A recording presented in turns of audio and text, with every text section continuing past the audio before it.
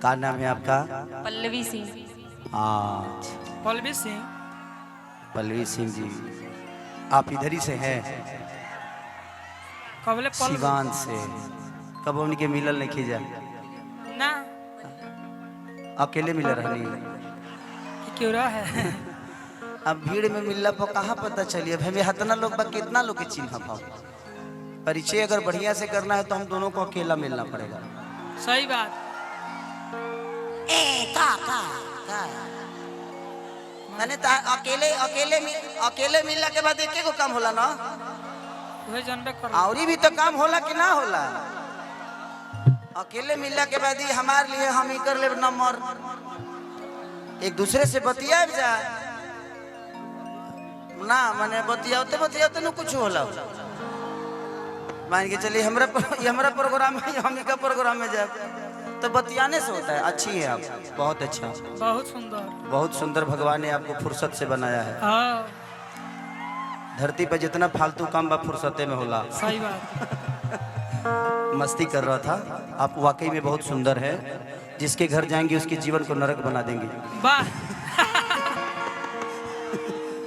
मैं जितना बात कहता हूँ, देखा लो यूट्यूब वाला लो भाई, तारा लो से बहुत डर लगता है यार। हाँ हम कुछ कहते हैं तो तू लोग वायरल कैसे कर देता मर्दे? आज से हम 6 दिन पहले कहा हुआ ना कि मैंने समाज में था तो हम काजल को एगो चुमा ले लिए। हाँ और स्टेज पे थी तो ले लिए, तो पब्लिक के सामने उतने न कर सकते हैं जी। हाँ जी। तो हम ले लिए, हमारा घरे पहुंच गए वीडियो। हमार 3 दिन से दशा खराब है। हाँ 6 दिन से लापता बनी कि फिर शॉर्ट गईले का कर से हम नहीं खी शॉर्टल। हम बहुत निमन आदमी हैं। लेकिन कोनो बात ना। तो आप डांस करती है ना, हाँ तो हम आपको छू सकते हैं। क्या बात है? रिकॉर्डिंग मैंने कानावा में खाली एक गो बतिया कहले हुई हैं। तहरा लोग खत्म होगा काम कर दे। कितना तरह लो तू लो तो वैज्ञानिकों से ऊपर हो गए बड़ा हो। मैंने कुछ कान में अगर कहती है तो सेटिंगे करती है हमारे से ना। अरे अच्छा, इस गाने को कर लेते हैं, उसके बाद हम रिकॉर्डिंग डांस कर लेंगे। वाह। ना ना ना, तू जेबू हम के मजिए भो। तू रहा मान के चले कि आग के लगे मोम के रहल जरूरी बना ना। तो दिक्कत है, हमर मोमबत्ती बुता जाई रे दादा। देखाओ रे किया थी रतिया धिया बुलेटियो लेके जागा वो करी नचियो देखे जागा। अरे राजा जी, अरे नाच के नशा में दूगो रोटियो नहीं खाना, दूगो रोटियो नहीं खाना। पल्लवी जी, आपको पकड़ सकता हूँ मैं एक बार? आइए ना थोड़ा सा। आओ गले लग जा। वाह, ओह माय गॉड।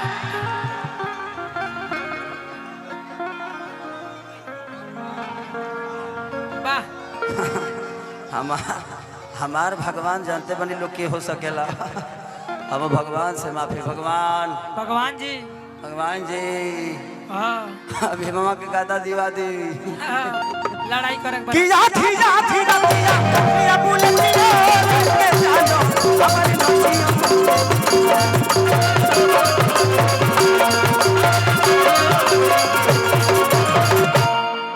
कि नाच के नशा में। हम कलाकार हैं और आप सबके मनोरंजन के लिए कुछ बोलता हूं तो सिर्फ आपके हंसने और बोलने के लिए बोलता हूं। अन्यथा कोई यूट्यूब वाले भाई उसमें गलत मत समझ लिखना।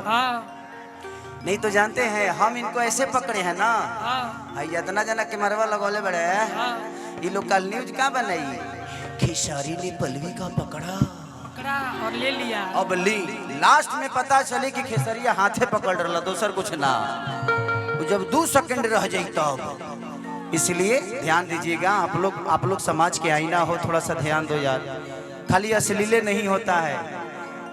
एक औरत साथ में चलने वाली कोई जरूरी नहीं कि हमारी गर्लफ्रेंड ही हो सकती है, वो मेरी बहन भी हो सकती है। अब आपका नजरिया बताता है कि मेरा रिश्ता उससे क्या है। सही बात। तो जिंदगी में हमेशा कोशिश करिए कि आप दूर से जज मत करिए कि किसका रिश्ता किसके साथ कैसा है। एक पत्नी भी जब मार्केट में जाती हो तो बहन के रूप में ही जाती है। अब महाराज ये तो ओकरा के मार्केट में चुमा ना ले जाई, हाँ ओकरा खातिर घर बनावल बा। बनाओ लेकिन जब वो बिना हाथ के खाना खियावे ले न तो एगो माई के रूप में होले, बोले और जब वह बिस्तर पावे ले तो एगो पत्नी के भी धर्म निभावे ले। तो कोशिश करिए कि आप अपने हिसाब से अपनी चीजों को क्लियर रखिए।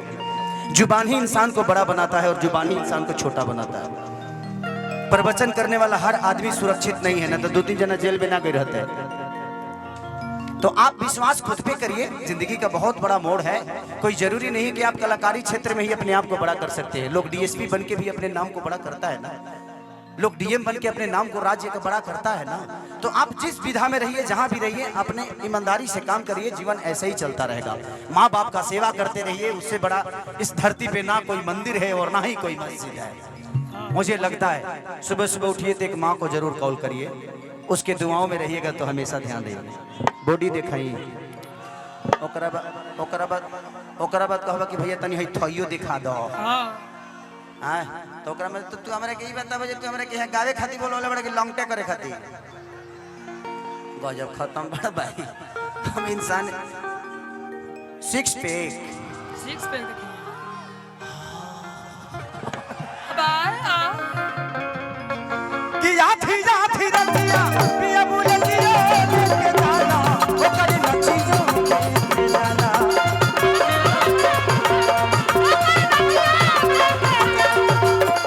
नाच के नशा में तू को रोटियो ना खा लो, तू को रोटियो ना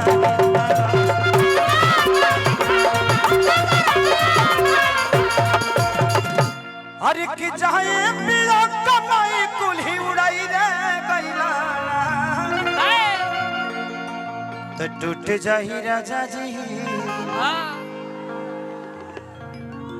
टूट जाही राजा जी पलंग साजा। कि चाहे पिया कमाई कुल्ही उड़ाई रे गइला ना। अच्छा तो तू ही भइल बड़ा तारी माई के हीरो भाई बड़ा तू सेल्फी लेवा हइलो तार मौसा लो ना ली। हां तेरी मां के हो इनकरी माई मास्टरी में नौकरी लगे अब जो 6 महीना का अंदर जो भग फैसले कलिया बाद में। हां होली का अरे कि चाहे पिया कमाई कुल्ही उड़ाई रे गइला ना, ओ उड़ाई रे गइला ना। एगो नचनिए कारण, एगो नचनिए कारण कनिया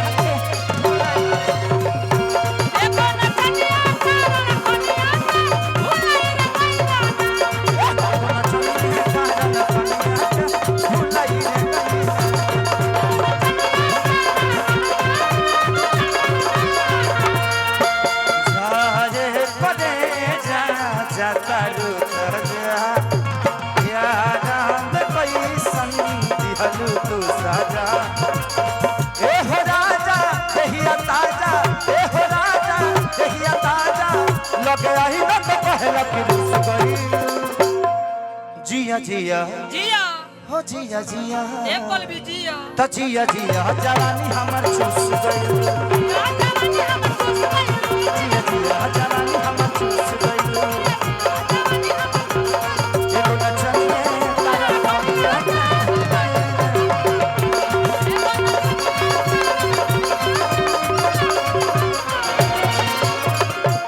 कि सुन ये करे जा तू तो जागल रहता रह। ए राजा जी ए रजऊ पागल रहता रह। कि छोड़िए के हमके तू तो भागल रहता रह। ओनिए लागल रहता रह। तो सुन ये करे जा तू तो जागल रहता रह। ओनिए पागल रहता रह।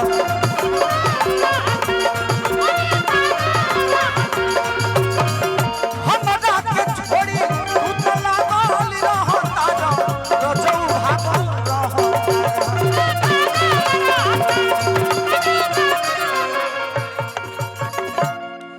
त चाहे किसन कमाई कुल्ही उड़ाई रे गइला ना। त चाहे किसन खेसारी के परी कई रे गईला हो परी कई रे गईला एगो नचनिए कारण कलिया के होई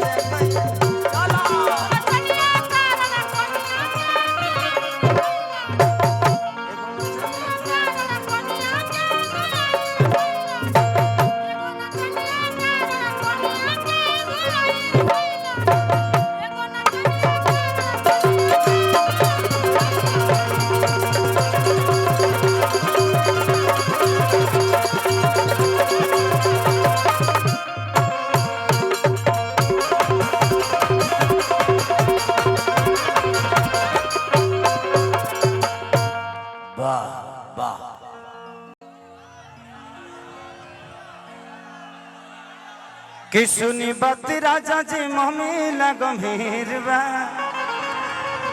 डाली जनी रंग हमारो मिंग में शरीर बा।